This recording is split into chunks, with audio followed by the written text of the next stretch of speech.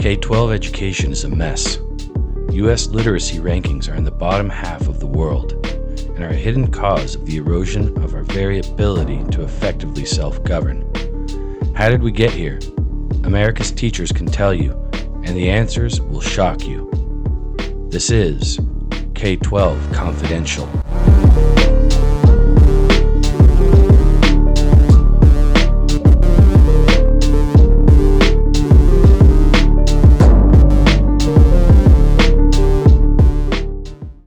Welcome, Manny. I am so excited for the viewers and listeners to meet our fourth and most amazing co-host, my dear friend Manuela Allen, who goes by Manny. She's going to be joining us on a regular basis to talk about the topics, and she has extensive history in education. So, Manny, tell the listeners, without mentioning your district, just a little bit about who you are and how we know each other. All right. Well, I was a previous special ed teacher, and now I am an ethnic studies teacher. And I've known Trina, it feels like forever. You feel like my sister, we've just been, I met you through your husband and we connected. And from that moment on, it's been great. We've been really, I think we're very good with balancing each other out.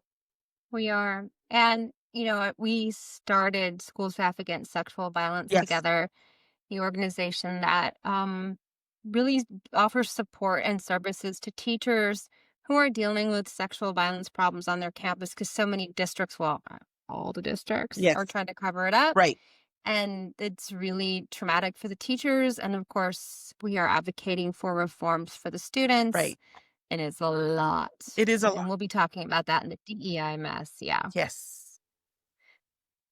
So today we're talking about the teacher shortage mess. Yes. And we're going to have pretty heady interviews on with Dr. Paul Bruno, who's a scholar of University of Illinois at Chicago, who wrote the only scholarly article on the teacher shortage that gets kind of taken out of context and misquoted every fall when reporters attempt to cover the teacher shortage crisis. So for this, you are going to help me break it down at a 30,000-foot view.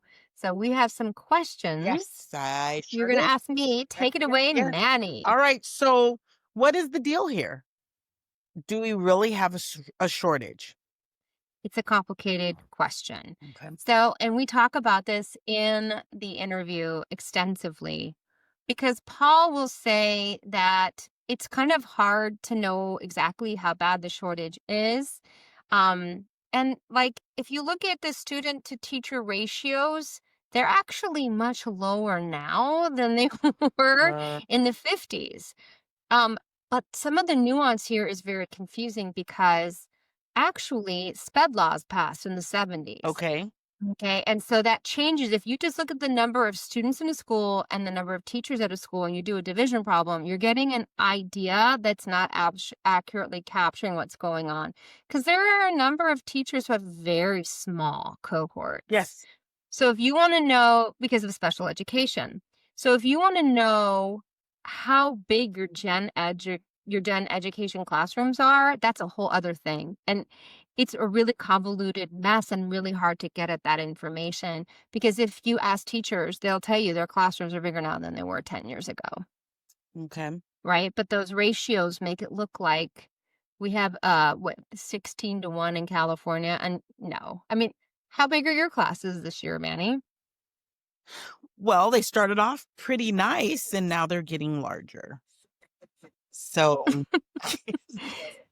yeah. Sean was just telling me he has classes of 40. Yep, that sounds about right. Yep, not enough desks in the room to even accommodate those students.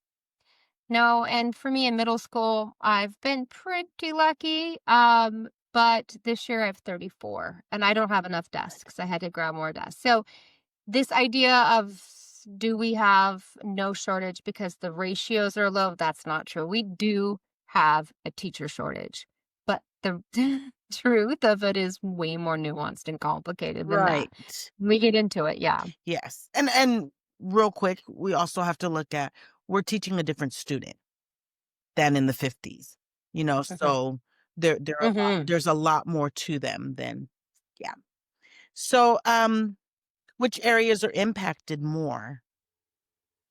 Do you know? Teachers know. Special education, Yes.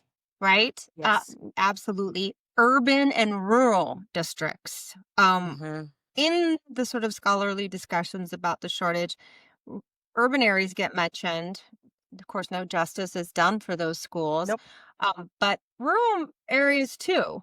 The only schools that don't have a problem are suburban, and they even have a problem. Right. Also, certain subjects, STEM subjects in the single subject world. So, what we mean by that is math and science, single subject, the high school level, Mhm. because they have other options of employment. And then foreign language teachers, for some reason, we're having a Yes. significant shortage. That's right. But the main thing here is that low socioeconomic neighborhoods, BIPOC communities are exponentially greater hit with the shortage. And this idea that the extent to which the lack of veteran teachers is affecting the quality of the education is minimized, not understood, and covered up. So it's bad, and it intersects with a lot of the other messes that we talk about throughout the podcast. Agreed. I agreed. So, how does the shortage impact the quality of education our students receive? Well, if you ask a teacher, we'll tell you the teacher preparation programs are onerous and ridiculous and don't make us good teachers. We learn on the job. So no matter how much you want to say this is a high quality, highly Mhm. prepared teacher because they did this and this and this and this, and that's not true. What makes us good is not any of that. Mhm. That's all just ticking boxes. It's time. It's time. And we don't get really good until, I don't know, 7, 8, 9, 10 years Uh-huh. in. If you And make it that far. yeah, and the real crisis is because, like, some of the hardest stuff we teach is little kids how to read. That's right. It's the most esoteric, poorly understood, niche-y thing we do that is so counterintuitive to our brains. We're not wired to learn to read. Teachers, like I say in so many of the episodes, tend to be people who learn to read easily, and that's just not the common experience Yes. for most people.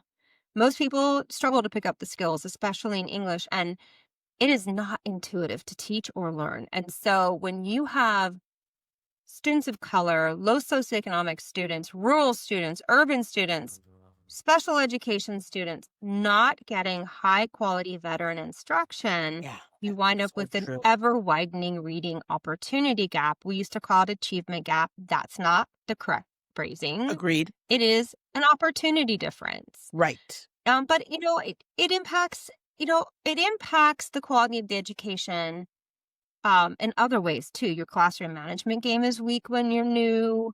And a lot of times in the low socioeconomic districts, there's like white people teaching to BIPOC students, and you're not culturally relevant. You have no game. Right. You don't. You can maybe get there. It's gonna Right. take you a That's while. right. It You is. know, Yeah. it's gonna take you a while, and we need our best teachers in those districts. That's right. We need to be paying more, and this is something that Paul and I talk about. If you see there's an area that's hard hit by a shortage, pay more. Right. Get the best teachers there. Give the newest of us the easiest jobs. That's right. Give the best of us the hardest ones and freaking pay us for it. Agreed. I agree. So, how are districts dealing with this? Oh my God, Manny. Manny. It's so frustrating. Yeah. So this is what we sort of talk about on the podcast is they try to bring in some of these most hard hit districts. They bring in, and I've been in these situations, these credential experts that sit around pulling emergency teaching credentials, like 1-year credentials, to get someone with a pulse in a classroom. Yes. And then you wind up with, in these districts, you wind up with a bunch of brand new teachers. And so you realize quickly you're saving a lot of money. Yep. Yep. Because of our bizarre step and column, where new teachers are making less than half That's of a right. complete salary. Mm-hmm. So you have all this great extra money, and guess who shows up with their snake oil to collect? Can curriculum. Mm-hmm. You have a bunch of new teachers? Here's a thick book. Turn a page and teach a lesson. We can mitigate away. Sorry, I'm like disappearing. Guys, I'm still trying to figure out my background situation. I need to get it dialed in. This is what I got going on today. Yep, and it's Just all go with right. it. I'll try to make it better It's all later. right. But so they mitigate away the newness of a teacher, and in some cases, not even a teacher of Right. record. It's a parade of subs. That's right. Yes. And the district can say, but we bought this dense thing. It's super simple. It's teach by numbers. Yeah. There is no such thing as teach by numbers. That's right. There isn't. Oh, it's Isn't. so frustrating. So There's more coming up in the episode, but that's kind of it. okay. Well, what was your biggest surprise about the shortage after your investigation of the problem? What was the outcome? Well, yeah, when I read the paper, I was like, oh my God, this is evidence of the K-12 governance mess. Because what Paul and his co-authors are saying is that most schools are not even reporting. Yeah. And if they are, it's like piecemeal and strange. And what is a shortage? Is a shortage a lack of a credentialed teacher? Is a shortage in a classroom just a lack of a warm body? And then there's this whole nuanced conversation of, okay, so you have somebody in there with a credential, but they don't have the right one. Right. Both Paul and I say that's not a shortage problem. Like, stop making us jump through bizarre hoops. Yes. If we're if we're a proven entity and we have game, that's not a shortage problem. Like, stop with all the bizarre onerous requirements. But then what if you're brand new and you're just an intern? Like, so the biggest problem was that there was a lack of reporting. And the reason why they're able to get away with a lack of reporting is because we have convoluted governance. It's every district is doing its own weird thing. So the terms are referred to differently.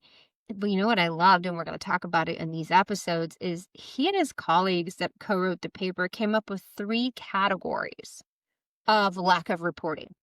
Really? There's a category of we have basically good information that we have a good idea that this is what their shortage rates are. And then there's this middling level of, we're not so sure. We had to pull in other data from secondary sources, not from the districts themselves. And then there's a third tier of like, I don't know. We have no data for this group.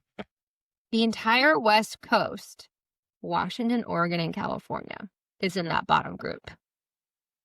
That's so We have no idea what's going on with the shortage. Gavin Newsom recently, a couple of years ago now, asked the CTC, the Commission of Teaching in California, the one that gives us our credentials, to do a study to figure out why don't we know his question was, what is the shortage and where's it coming from? And I always say that's like asking the devil why there's so many sinners. Don't ask the CTC. They're part of the problem. That's right. That is the truth. Yes. So speaking about all of this, how does the teacher pay mess, teacher preparation mess, and the CAN curriculum mess intersect with this? It's like everything we were saying is the districts are constantly responding and reacting, and they have no vision.